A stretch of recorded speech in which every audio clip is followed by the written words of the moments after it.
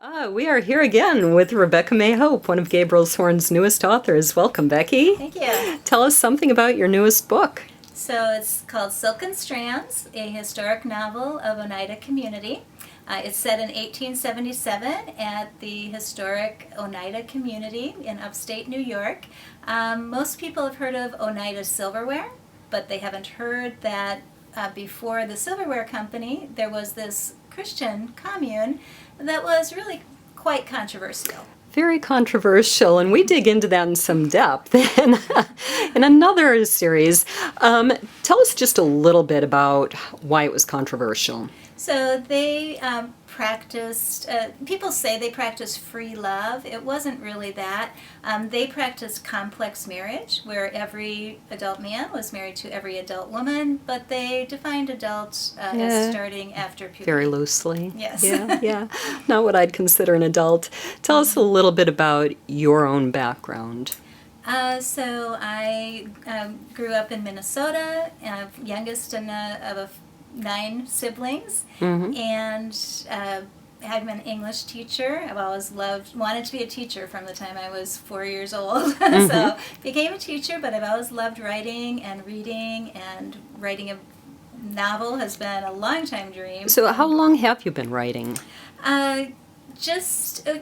I've written all my life as far as like academically and for business, in a business role. But really, I started working on fiction only about 4 years ago. Okay, so I've known you most of the time, about half the time. Wow, Yeah. that's very impressive because you're doing well with winning some awards for short stories and things like that too. I have, yeah. What are some of those awards you've won? I've won some awards for, I won a Love in the Wings is a short story I wrote that won a Yellow Brick Road contest. That's in a short story volume that's posted up on my Amazon page. I've also won a memoir writing. That was their annual Me Too contest. So that's another one I've won. And that sort of plays into, I believe that's from your book, Ruthie's Rules. Yes. That is coming out, we don't know when yet, Right. but That's in the not too distant future. Right, and that's a memoir of myself with my sister and some of the things we endured that includes this childhood sexual abuse, but also her plunge into schizophrenia, which was a dark and a hard time for our family. I can imagine. And having read or listened to you read most of that book in the writers group, it's a very profound and moving story. What books influenced you the most, and how do you think they impacted your own writing? Well, I love Jane Austen. I love the Victorian era. I teach Victorian literature, and inspired by that. One of the books that inspired Silken Strands was Jane Austen's Northanger Abbey. Oh, really? Yes. How so? She has the main character in that book. So, do you have a favorite character in your books? Yeah, so Millie is my favorite character, obviously. She's my main character in Silken Strands, and she does parallel the main character in Jane Austen's Northanger Abbey because they are kind of a naive heroine who then responds to situations that she's kind of thrown into and has to start to think and start to know what she really wants and start to stop being so naive. So, What research did you do for this? And I know that, in fact, that research probably played into the book you're currently working on, too. and I was so fascinated by these actual historical utopian experiments during the 1800s in the U.S.